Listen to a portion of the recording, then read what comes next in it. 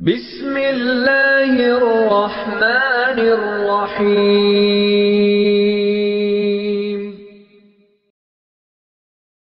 पूरी दुनिया में 3 आसमानी मज़ाहिब के मानने वाले बड़ी कसरत के साथ पाए जाते हैं। इस वक्त पूरी दुनिया में 3 आसमानी मज़ाहिब के मानने वाले बड़ी तादाद में पाए जाते हैं। नंबर 1 यहूदी, नंबर 2 ईसाई, नंबर 3 मुसलमान। यहूदी वो जो हज़रत मूसा अलैहिस्सलाम का कलमा पढ़ते हैं और तौरात पर अमल करते हैं। ईसाई वो जो हज़रत ईसा अलैहिस्सलाम का कलमा पढ़ते हैं और इंजील पर अमल करते हैं। मुसलमान वो जो मुहम्मदुर रसूलुल्लाह सल्लल्लाहु अलैहि वसल्लम का कलमा पढ़ते हैं और कुरान मजीद पर अमल करते हैं। ये तीनों आसमानी मज़ाहिब के मानने वाले, यहूदी हों तब, ईसाई हों तब, मुसलमान हों तब, ये तीनों आसमानी मज़ाहिब के मानने वाले इस बात पर मुत्तफ़िक़ हैं कि सबसे पहले नबी हज़रत आदम अलैहिस्सलाम। आज तमाम तर यहूदियत ये कह रही है कि सबसे पहले नबी हज़रत आदम अलैहिस्सलाम। तमाम तर ईसाईयत भी ये कह रही है कि सबसे पहले नबी हज़रत आदम अलैहिस्सलाम। मुसलमानों का भी यही नज़रिया और अकीदा है कि सबसे पहले नबी, ऊंची बात से बोलिए, सबसे पहले नबी हज़रत आदम अलैहिस्सलाम। इन तीनों आसमानी मज़ाहिब के मानने वालों का इस बात पर इत्तेफाक है कि सबसे पहले नबी, और इन तीनों आसमानी मज़ाहिब के मानने वालों का इस बात पर भी इत्तेफाक है अब क़यामत की सुबह तक कोई नया नबी नहीं आएगा। आज तमाम तर यहूदियत, वो यहाँ के रहने वाली हो या अमेरिका में, बरतानिया में रहने वाली हो या फ्रांस में, कनाडा में रहने वाली हो या जर्मनी में, पूरी दुनिया की यहूदियत ये कह रही है अब क़यामत की सुबह तक कोई नया नबी नहीं आएगा। आज तमाम तर ईसाईयत भी यही कह रही है कि अब क़यामत की सुबह तक कोई नया नबी नहीं आएगा। मुसलमानों का भी यही नज़रिया और अकीदा है कि अब क़यामत की सुबह तक कोई नया नबी नहीं आएगा। इन तीनों आसमानी मज़ाहिब के मानने वालों का इस बात पर भी इत्तेफाक कि सबसे पहले नबी हज़रत आदम, और इस बात पर भी इत्तेफाक अब क़यामत की सुबह तक कोई नया नबी नहीं आएगा। इन तीनों आसमानी मज़ाहिब के मानने वालों का 2 बातों पर इत्तेफाक हो गया। नंबर 1 सबसे पहले नबी, नंबर 2 अब क़यामत की सुबह तक कोई नया नबी नहीं आएगा। एक बात का तयन करना बाकी रह गया है और वो ये कि आखिरी नबी कौन सी ज़ात है।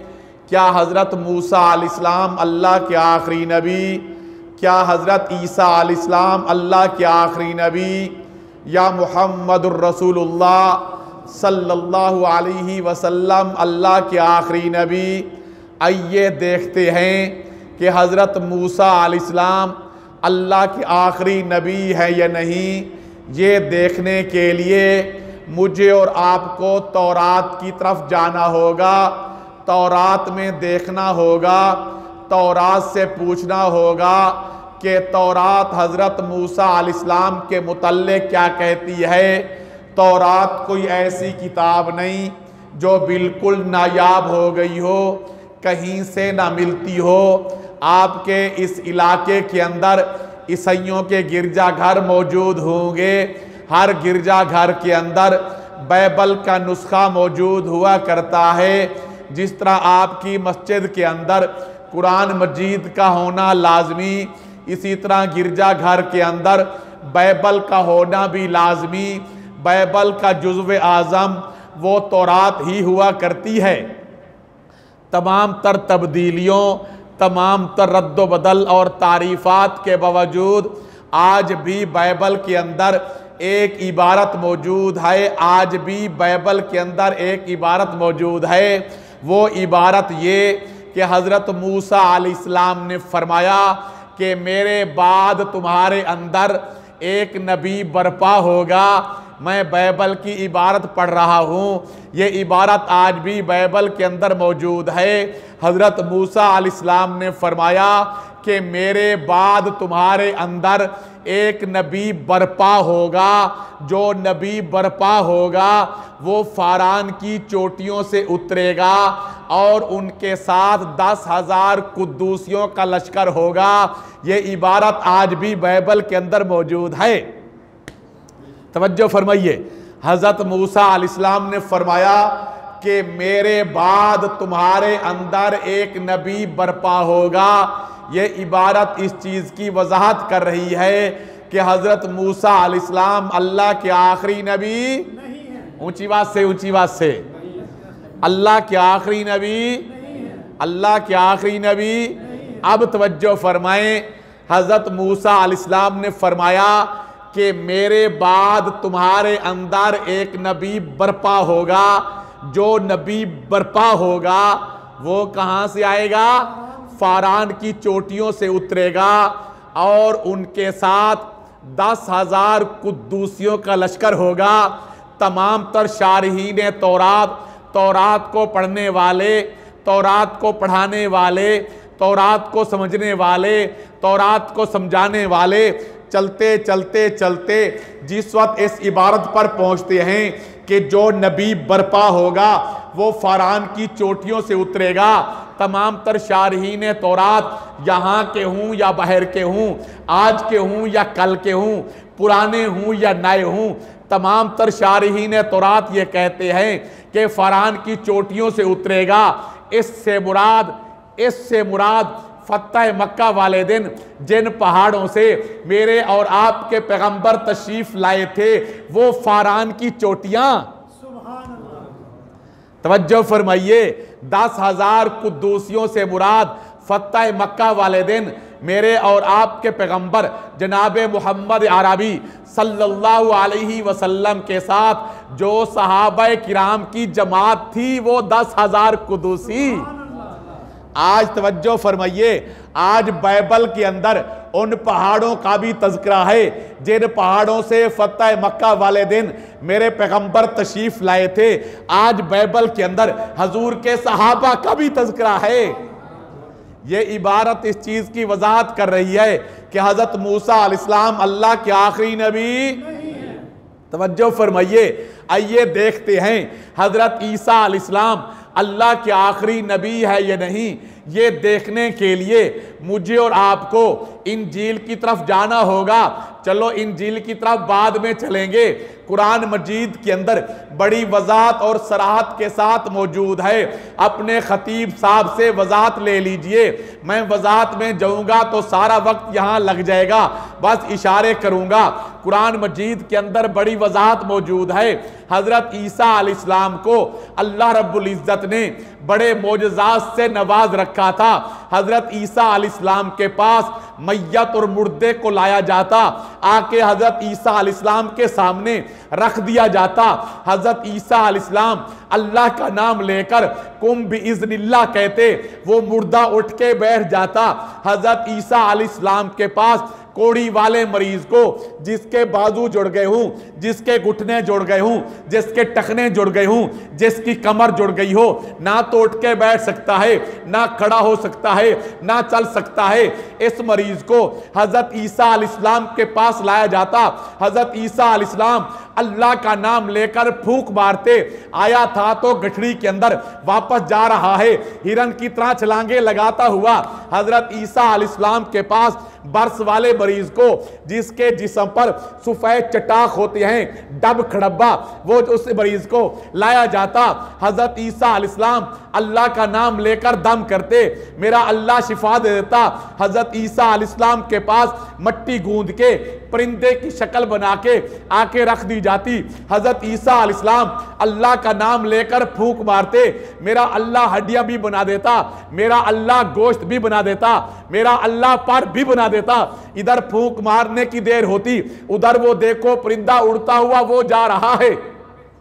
हजरत ईसा अलैहिस्सलाम के जिस वक्त इस तरह के मोजज़ात ज़ाहिर हुए, उस वक्त मिस्र का जो बादशाह था उसका नाम था हेरोदेश। हेरोदेश बादशाह को उसकी एजेंसियों ने जाकर रिपोर्ट दी, बादशाह सलामत, अगर हजरत ईसा अलैहिस्सलाम इस तरह के मोजज़ात ज़ाहिर करते रहे, एक वक्त ऐसा आएगा सारी दुनिया हजरत ईसा अलैहिस्सलाम को बादशाह मानेगी, तुम्हारी तरह मुड़ के भी कोई नहीं देखेगा।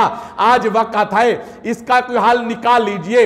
हेरोदेश बादशाह ने अपनी फौज को कहा, जाकर हजरत ईसा अलैहिस्सलाम को गिरफ्तार करके मेरे पास लाओ। हेरोदेश बादशाह की फौज चली है हजरत ईसा अलैहिस्सलाम को गिरफ्तार करने के लिए। जिस मकान के अंदर हजरत ईसा अलैहिस्सलाम मौजूद हैं, हेरोदेश बादशाह की फौज ने जाकर इस मकान को अपने घेरे में लिया हुआ है। अभी तरतीब बना रहे हैं, अभी मंसूबा बंदी कर रहे हैं, अभी मंसूबा बना रहे हैं किस तरह मकान के अंदर दाखिल होकर हजरत ईसा अलैहिस्सलाम को गिरफ्तार किया जाए। हजरत ईसा अलैहिस्सलाम मकान के अंदर हैं, हेरोदेश बादशाह की फौज मकान के, ऊंची बात से बोलिए, ऊंची बात से, मकान के बाहर है। हजरत ईसा अलैहिस्सलाम के पास मकान के अंदर, हजरत ईसा अलैहिस्सलाम के पास मकान के अंदर जो उनके उम्मती थे, जो उनके हवारी थे, जो उनके कलमा पढ़ने वाले थे, चलो आसान लफ्जों में कह देता हूं, जो उनके सहाबी थे, हजरत ईसा अलैहिस्सलाम के पास मकान के अंदर जो हजरत ईसा अलैहिस्सलाम के पास थे, उस वक्त हजरत ईसा अलैहिस्सलाम ने अपने उन उम्मतियों को जो इरशाद फरमाया वो आज इंजील के अंदर मौजूद है, वो आज इंजील के अंदर मौजूद है।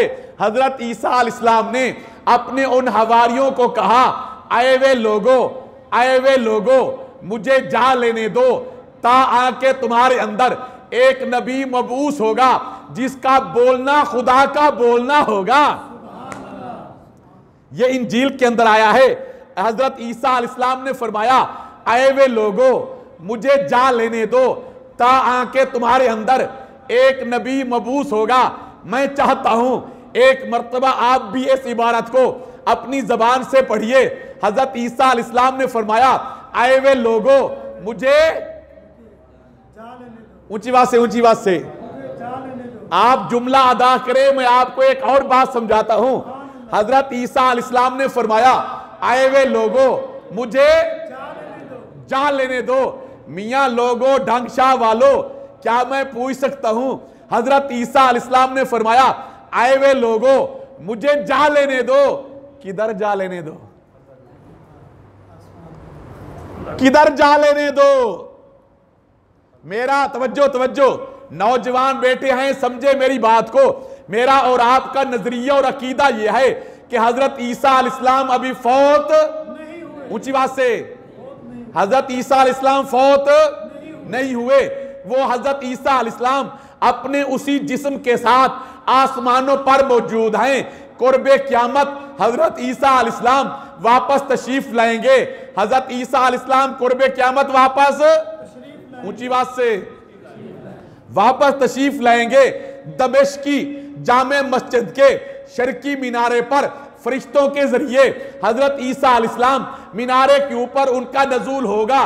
पता चल जाएगा हजरत ईसा अलैहिस्सलाम का नजूल हो गया है। सीढ़ी ली जाएगी, मीनार के साथ खड़ी की जाएगी, सीढ़ी के जरिए हजरत ईसा अलैहिस्सलाम नीचे उतरेंगे मस्जिद के अंदर, दमिश्क की जामे मस्जिद के अंदर जब दाखिल होंगे, असर या सुबह की नमाज का वक़्त होगा, हजरत इमाम मेहदी मुसल्ले पे खड़े होंगे, सफ़ें बन चुकी होंगी, इकामत कहीं जा रही होगी, हजरत ईसा अलैहिस्सलाम मस्जिद के अंदर दाखिल होंगे, पीछे से शोर हो जाएगा, हजरत ईसा अलैहिस्सलाम तशरीफ ला चुके हैं। हजरत इमाम मेहदी ये आवाज सुन के मुसल्ला छोड़ देंगे, हजरत ईसा अलैहिस्सलाम नबी हैं, वो अब आके नमाज पढ़ेंगे।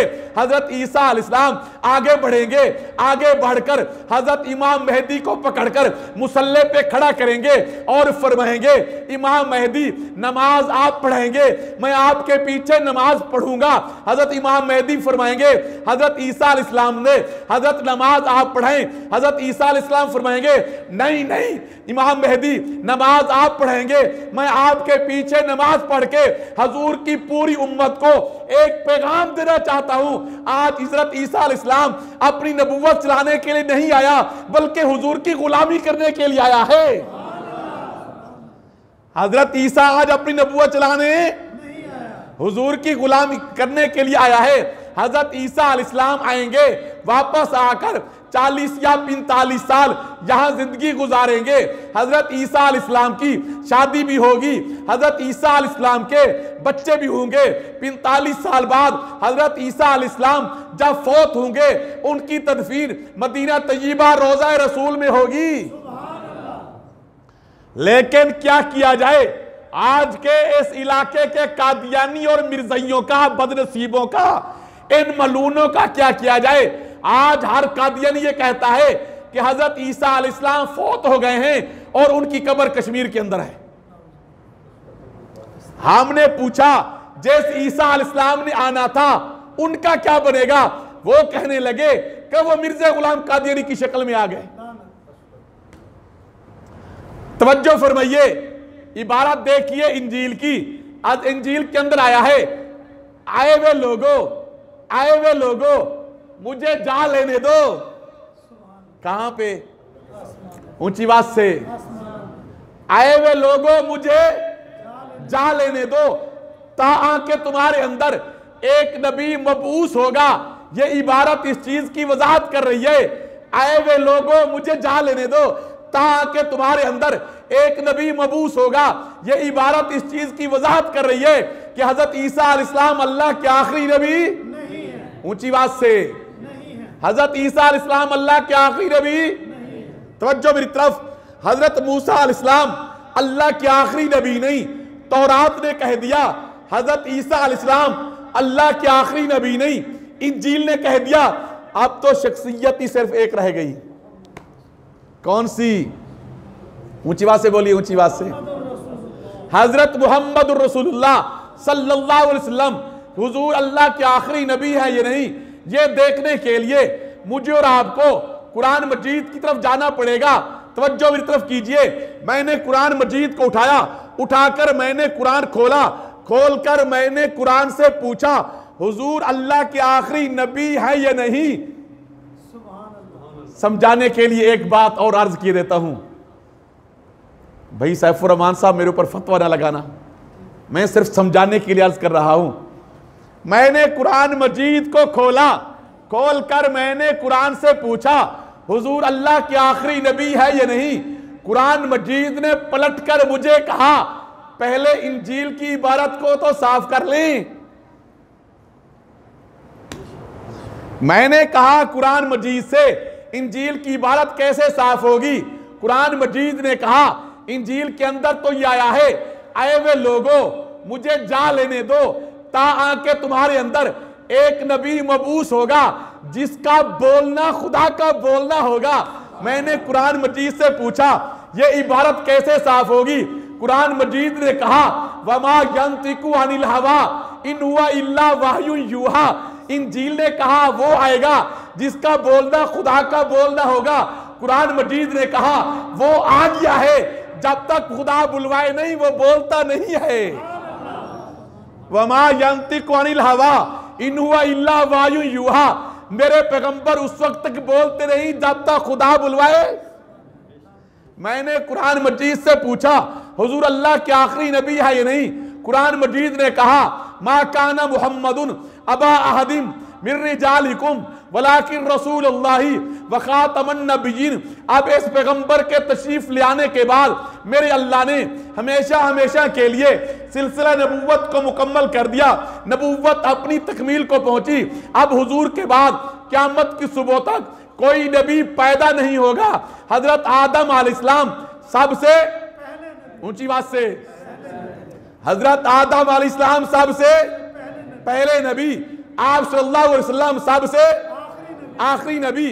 मियां लोगों, पहला वो होता है जैसे पहले कोई ना हो, आखिरी वो होता है जिसके बाद कोई ना हो। पहला वो होता है जिससे पहले कोई ना हो, आखिरी वो होता है जिसके बाद कोई ना हो।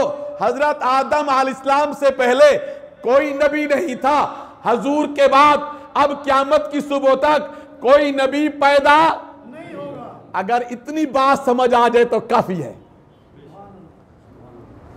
पहला वो जिससे पहले कोई नहीं, आखिरी वो जिसके बाद कोई नहीं। हजरत आदम से पहले कोई नबी नहीं था, हुजूर के बाद क़यामत की सुबह तक कोई नबी पैदा नहीं होगा। इस अकीदे को अकीदा खत्म नबूवत कहा जाता है।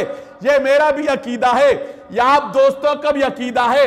1400 साल से पूरी उम्मत मुस्लिमा का यही मुत्तफिका अकीदा है कि आप सल्लल्लाहु अलैहि वसल्लम अल्लाह के, जिसका अकीदा है ऊंची बात से बोले, आप सल्लल्लाहु अलैहि वसल्लम अल्लाह के, हुजूर के बाद क़यामत की सुबह तक कोई नबी पैदा नहीं होगा।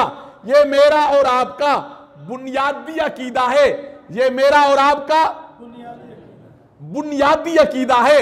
अगर ये अकीदा खत्म नबूवत है तो मेरा ईमान है, ये अकीदा खत्म नबूवत है तो मैं मुसलमान हूं, ये अकीदा खत्म नबूवत का है तो मेरी नमाज है, रोजा है, हज है, उम्रा है, बैतुल्लाह शरीफ का तवाफ है।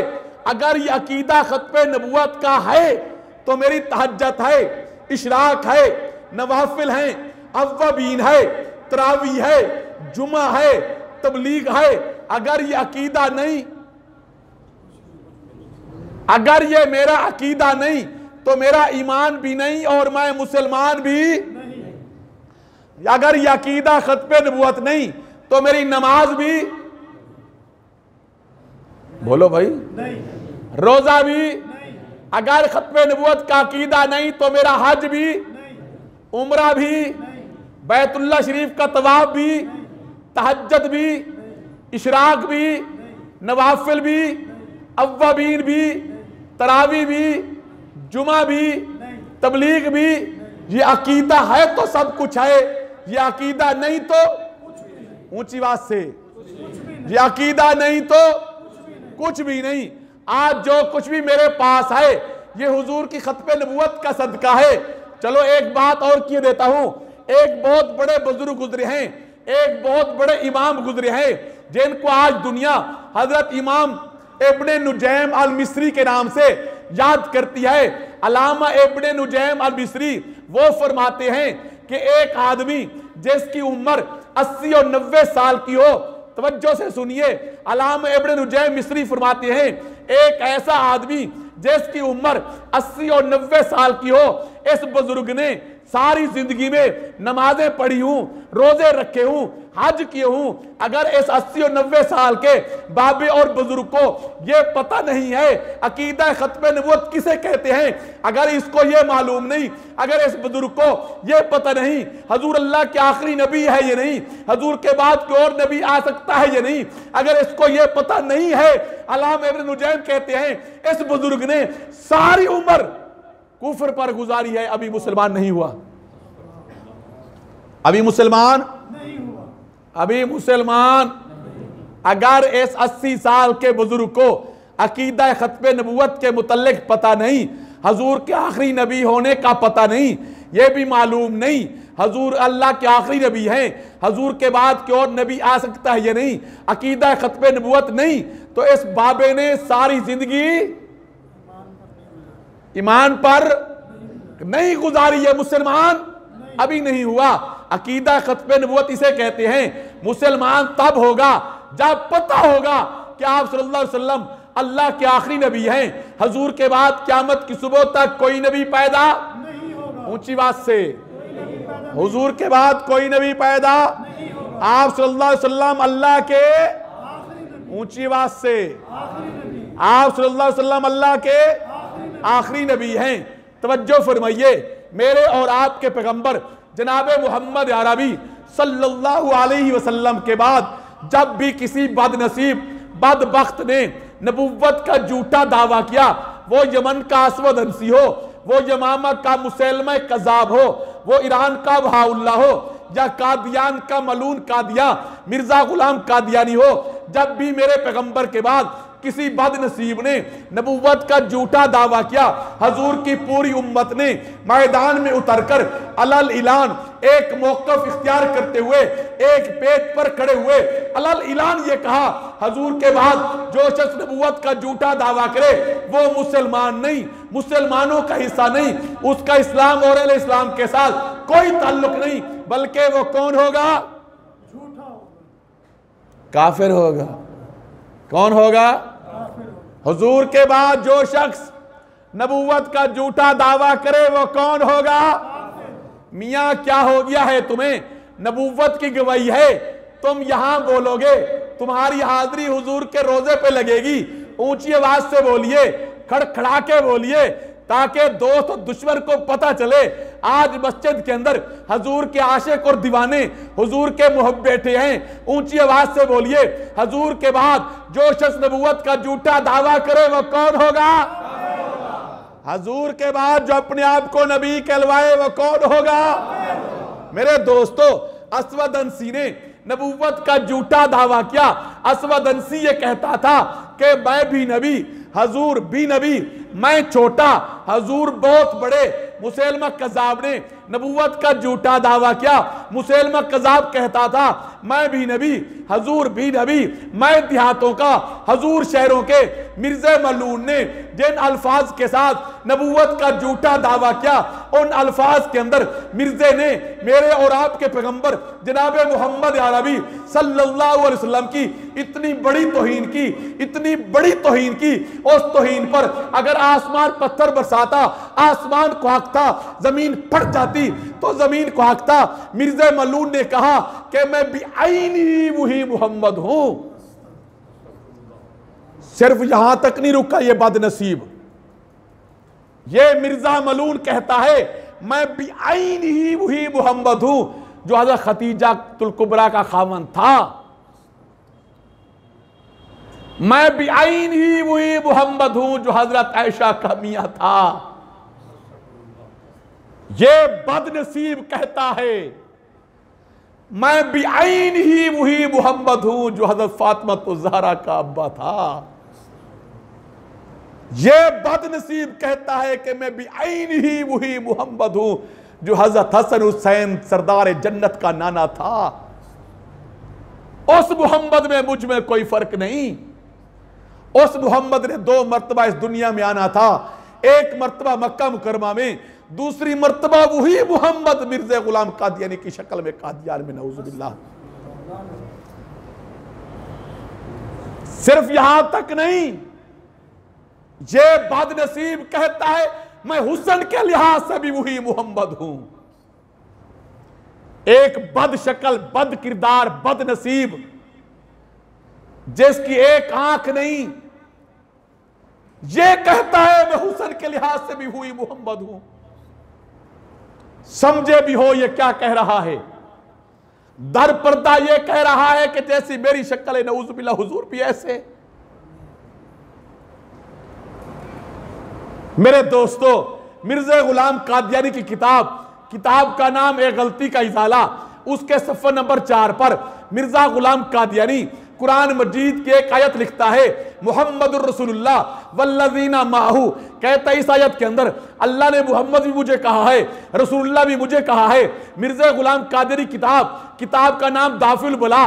उस किताब के अंदर मिर्ज़ा गुलाम कादिरी लिखता है, वो कहता है कि सच्चा खुदा वो है जिसने मिर्ज़ा कादियानी को नबी बनाकर कादियान में भेजा। अगर मैं नबी नहीं तो नऊजुबिल्लाह खुदा भी सच्चा नहीं। मेरे दोस्तों और बुजुर्गों, इस बदनसीब ने जब नबूवत का झूठा दावा किया, सिर्फ नबूवत का झूठा दावा नहीं, इस बदनसीब ने मेरे अल्लाह की भी तौहीन की, 1,24,000 अंबिया की तौहीन की। इस बदनसीब ने अज़वाजे मुतहरात की तौहीन की। इस बदनसीब ने अहले बैत की तौहीन की। हाय, मैं कौन कौन सा दर्द आपके सामने रखूं। इस बदनसीब ने क्या क्या कहा। ये मिर्जा मलून कहता है, हजरत अलीउल मुर्तजा रज़ियल्लाहु ताला अन्हु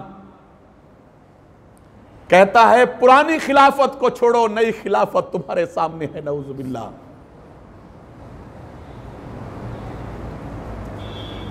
जब इस बदनसीब ने इस तरह के दावे किए, हमारे तमाम मकातब फिक्र के जय्यद उलमाए किराम ने, दोबंदी मकतबा फिक्र, बरेलवी मकतबा फिक्र, अहल हदीस मकतबा फिक्र, हत्ता के शिया हजरात के जय्यद उलमाए किराम ने इकट्ठे होकर इस फितने कादियानियत का भरपूर मुकाबला किया, भरपूर तहक्कुम किया। मेरे दोस्तों, हर मैदान के अंदर इस फितने का मुकाबला किया गया। वो तकरीर का मैदान हो तब भी मुकाबला हुआ, वो तहरीर का मैदान हो तब भी मुकाबला हुआ, वो मुबहसे का मैदान हो तब भी मुकाबला हुआ, वो मुनाजरे का मैदान हो तब भी मुकाबला हुआ, आईन और कानून का मैदान हो तब भी मुकाबला हुआ, अदालत का मैदान हो तब भी मुकाबला हुआ, पार्लियामेंट का मैदान हो तब भी मुकाबला हुआ। हर मैदान के अंदर हमारे इन तमाम मकातब फिक्र के जय्यद उलमाए किराम को अल्लाह रब्बुल इज्जत ने कामयाबी, कामरानी और फतह नसीब हुई। हुजूर का दुश्मन और बागी कादियानी नामुराद ठहरा, नाकाम भी हुआ, जलील भी हुआ। हर मैदान के अंदर 1974 में आपके मुल्क की पार्लियामेंट ने मुत्तफिका तौर पर यह फैसला किया कि मिर्जा गुलाम कादियानी उसके मानने वाले काफिर हैं। आईनी तौर पर यह लिख दिया गया कि मिर्जा कादियानी उसके मानने वाले कौन हैं? ऊंची आवाज से कौन है? 1984 में जियाउल हक के दौर में एक ऑर्डिनेंस आया। आपके तमाम मकातब फिक्र के जय्यद उलमा की मेहनत से क़यादत आपकी जमात आलमी मजलिस तहफ़्फ़ुज़ ख़त्म नबूवत कर रही थी।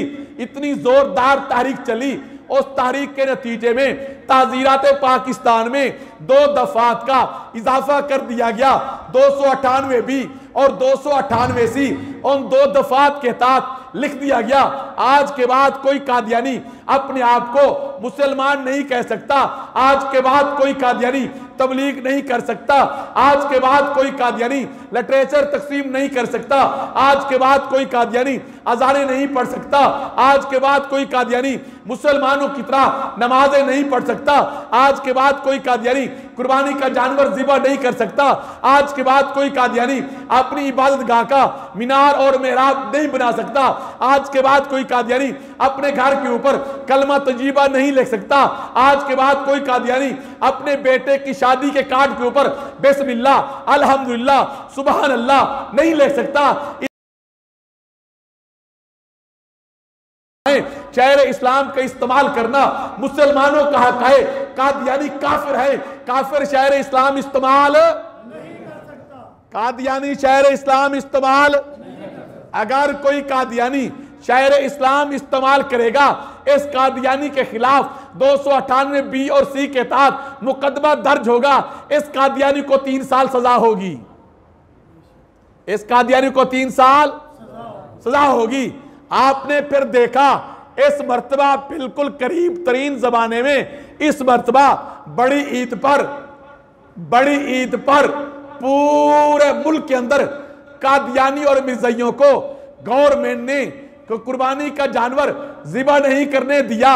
किसी कादियानियों को बुलाकर स्टाम्प लिए गए, किसी कादियानियों के खिलाफ FIR दर्ज हुई, किसी कादियानियों को धमकाया गया, डराया गया।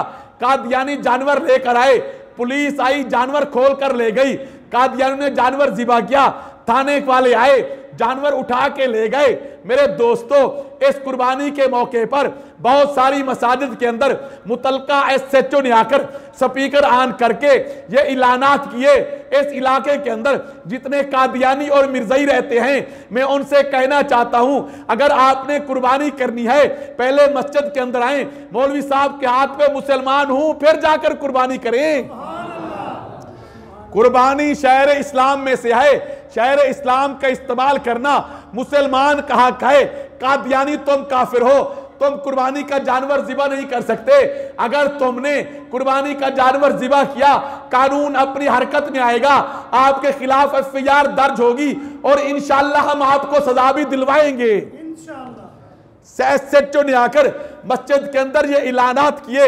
मेरे दोस्तों, कादियानी काफिर हैं, शहर इस्लाम इस्तेमाल नहीं कर सकते। कोई कादियानी अपने आप को मुसलमान नहीं कह सकता, कोई कादियानी तबलीग नहीं कर सकता, लिटरेचर तकसीम नहीं कर सकता, अजाने नमाजें, अपनी बादगाह का मीनार मेहराब, कोई कादियानी कुर्बानी का जानवर, कोई कादियानी अपने बेटे की शादी के कार्ड के ऊपर बिस्मिल्लाह, अल्हम्दुलिल्लाह, सुभान अल्लाह नहीं लिख सकता।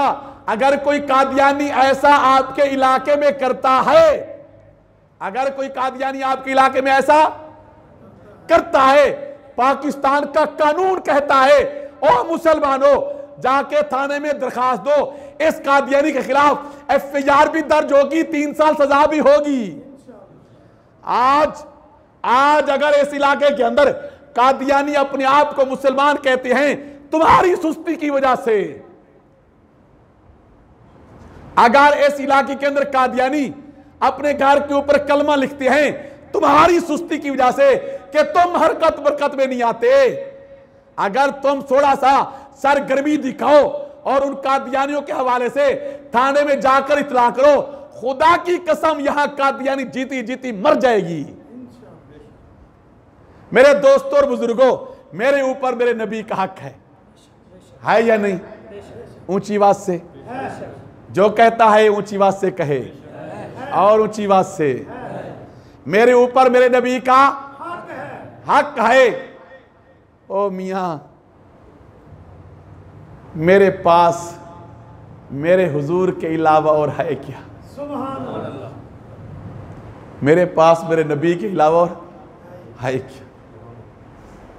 मैं आप दोस्तों की बात नहीं कर रहा, आप बड़े नेक लोग हैं, मैं अपनी बात करता हूँ। ये मेरे अल्फाज मत समझना, खुदा की कसम मेरे दिल की आवाज़ है। मेरे दामन के अंदर ऐसा कोई अमल नहीं जिस अमल पर मुझे भरोसा हो कि इस अमल की वजह से मेरी बख्शिश हो जाएगी। जिस तरह की मेरी नमाजें हैं मुझे पता है, जिस तरह के मेरे रोज़े हैं उसका भी मुझे पता है, जिस इखलास के साथ मैं लगा हूँ उसका भी मुझे पता है। खुदा की कसम मेरे दामन के अंदर कुछ भी नहीं जिस अमल पर मुझे भरोसा हो कि इस अमल की वजह से मेरी बख्शिश हो जाएगी। मेरे पास कुछ नहीं, अगर मेरे पास कुछ है तो मेरा आखिरी सहारा हुजूर की ज़ात है और बस। मेरे ऊपर मेरे नबी का हक है और मेरे इलाके के अंदर हुजूर के दुश्मन कादियानी और मिर्ज़ई मेरे पैगंबर की तौहीन करते फिर रहे हूं, मेरे नबी को गालियां देते फिर रहे हूं, तौहीन आमेज लिटरेचर और किताबें तकसीम करते फिर रहे हूं, और फिर मैं खामोश हो जाऊं। मुझे डर लग रहा है कि कल क़यामत दिन में कौन सा मुंह लेकर हुजूर के सामने जाऊंगा। आइए आज मैं और आप अल्लाह के घर में बैठकर ये अहद करके उठे, इंशाअल्लाह जब तक जान में जान है या जिस्म के अंदर खून का आखिरी कतरा है, अपने वफादार नबी के साथ इज्जत और नामूस और खत्म नबूवत का तहफ़्फ़ुज़ करते हुए हम भी वफा करेंगे इंशाअल्लाह। जो कहता है करेंगे, ऊंची आवाज से कहे इंशाअल्लाह। हम हुजूर की नामूस का तहफ़्फ़ुज़, हुजूर के दुश्मन कादियानियों का रास्ता। चलो एक बात और किए देता हूं। एक बादशाह गुजरे हैं जिनका नाम था अमर बिन लैस। अमर बिन लैस फोत हो गए। ख्वाब के अंदर रात को किसी बाबा जी को मिले। बाबा जी ने पूछा, अमर कैसा मामला हुआ? आप तो दुनिया को छोड़कर चले गए, आगे आपके साथ क्या बना? अमर बिन लैस कहता है, अल्लाह मियाँ ने मुझे बख्श दिया है और बड़े एजाज के साथ बख्श दिया है। बाबा जी ने पूछा, अमर कौन सा अमल काम आया? आपने नमाजें बड़ी पढ़ी थी, रोजे बड़े रखे थे, हज बड़े किए थे, उम्रे बड़े किए थे, बैतुल्लाह शरीफ के तवाफ किए थे, गरीबों के साथ हमदर्दी की थी, यतीमों का सहारा बने थे, हमसायों के हकूक अदा किए थे। कौन सा अमल काम आया? अमर बिन लैस कहता है, आपने बड़े बड़े अमाल गिनवाए हैं, नमाज बड़ा अमल, रोजा बड़ा अमल, हज बड़ा अमल, उम्रा बड़ा अमल। यही तो अमाल हैं जिन अमाल की बदौलत आदमी बख्शा जाता है। नमाज पढ़ने से आदमी की बख्शिश होती है, रोजा रखने से आदमी की बख्शिश होती है, हज करने से आदमी की बख्शिश होती है। यही तो अमाल है जिन अमाल की बदौलत आदमी जन्नत में जाता है। लेकिन मेरी बख्शिश इन अमाल की वजह से नहीं हुई। अमाल यही है, लेकिन मेरी बख्शिश इन अमाल की वजह से। बाबा जी ने पूछा, अमर फिर आखिर कौन सा आपके पास ऐसा निराला अनोखा अमल था जिसकी बदौलत आपकी बख्शिश हुई? अमर बिन लैस कहता है, मैं बादशाह था, मैं अपने सदारती महल में बैठा था, मुझे ख्याल आया मैं अपनी फौज को देकर आऊं। मैंने चीफ ऑफ आर्मी स्टाफ को पैगाम भेजा, उसका नज़म किया गया, मुझे ले जाकर एक ऊंची जगह पे खड़ा कर दिया गया। नीचे मैदान के अंदर मेरी पूरी फौज थी, मैं फौज को देख रहा था, फौज मुझे देख रही थी। फौज को देखते देखते मेरे दिल और दिमाग के अंदर एक ख्याल आया, आए काश, मेरे दिमाग के अंदर ख्याल गुजरा, आए काश मेरे नबी ने अभी पर्दा ना फरमाया होता, आए काश मेरे पैगंबर ने अभी पर्दा ना फरमाया होता।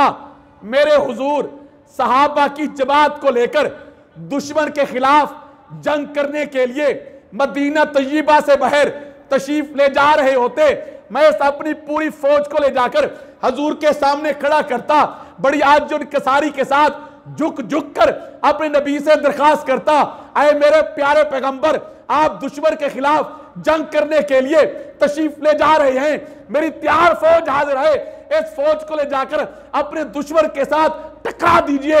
ये मैंने सोचा था, मेरे अल्लाह ने फरमाया, आए मेरे बंदे, तूने मेरे महबूब के साथ वफा करने का सोचा था, इस सोच की बदौलत मैंने तुझे माफ कर दिया। हजूर के साथ वफा करने का सोचा था, ख्याल आया था। मेरे दोस्तों और बुजुर्गों, आइए आज मैं और आप भी अल्लाह के घर में बैठकर अपने उस वफादार पैगंबर की इज्जत और नामूस, हुर्मत और तकद्दुस और खत्म नबुव्वत के तहफ़्फ़ुज़ के लिए आहद करके उठें। इंशाअल्लाह जब तक जान में जान है, हजूर की नामूस की खत्म नबुव्वत के वकील बन के रहेंगे। इंशाअल्लाह हजूर की नामूस के तहफ़्फ़ुज़ के पहरेदार बन के रहेंगे, हजूर की खत्म नबुव्वत के चौकीदार बन के रहेंगे, हजूर के बागी और दुश्मनों कादियानियों का मुकाबला करते रहेंगे इंशाअल्लाह। आज अगयार दीन दुश्मन कुव्वतें, तागूती ताकतें, यहूदी लाबी और उनके आलाकार पाकिस्तान में बसने वाले सेकुलर ने यह फैसला कर लिया है कि हुजूर की इज्जत और नामूस का कानून हमने खत्म कराना है। हजूर की नामूस का कानून हमने खत्म कराना है। 1974 से लेकर 2023 तक बहुत सारे मौके ऐसे आए, उन्होंने इस कानून को खत्म कराने की कोशिश की। जो कानून मेरे नबी की नामूस की चौकीदारी कर रहा है, जो कानून मेरे पैगंबर खत्म नबूवत का पहरा दे रहा है, इस कानून खत्म कराने की कोशिश की जा रही है। मुसलमानों, क्या उम्मीद करूं कि तुम इसको बर्दाश्त कर जाओगे कि हुजूर की नामूस का कानून खत्म हो जाए? नहीं। जी, कानून खत्म होने का मतलब समझते हो क्या होगा?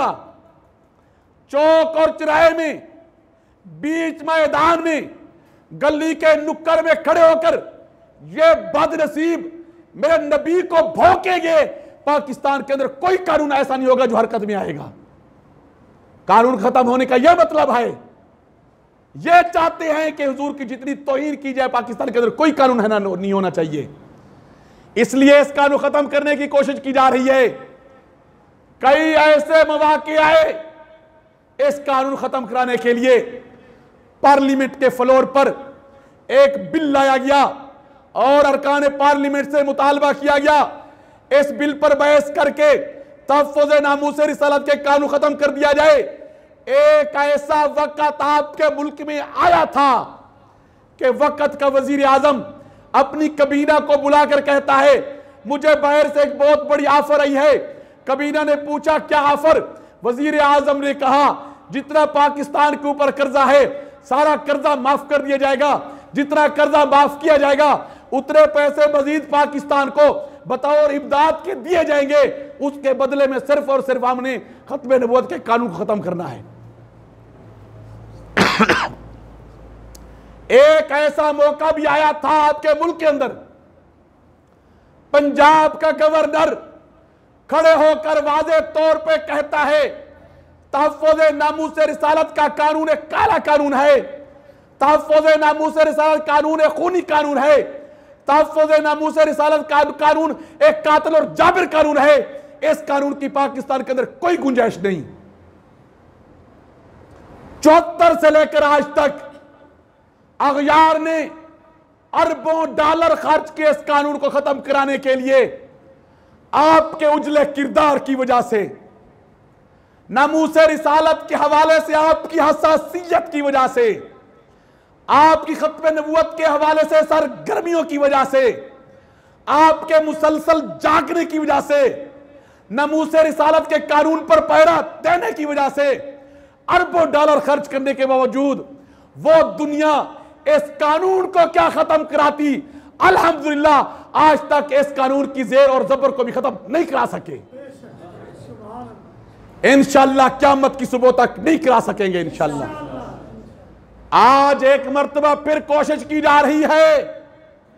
आपकी जमात आलमी मजलिस तहफ़्फ़ुज़ खत्म नबूवत ने उन अग़यार और दीन दुश्मन कुव्वतें और तागूती ताकतें हजूर के दुश्मन बागियों को बयाक आवाज मजमा इकट्ठा करके एक मैदान के अंदर खड़े होकर उनको पैगाम देना चाहते हैं हम सब कुछ बर्दाश्त कर सकते हैं लेकिन अपने पैगंबर की तौहीन बर्दाश्त नहीं कर सकते।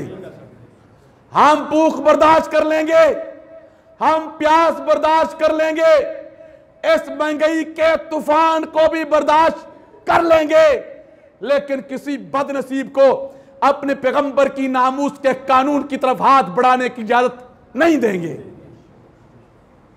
हम सब कुछ बर्दाश्त कर लेंगे लेकिन अपने प्यारे पैगंबर की इज्जत और नामूस के कानून के साथ किसी खेलने के लिए इजाजत नहीं देंगे इंशाअल्लाह।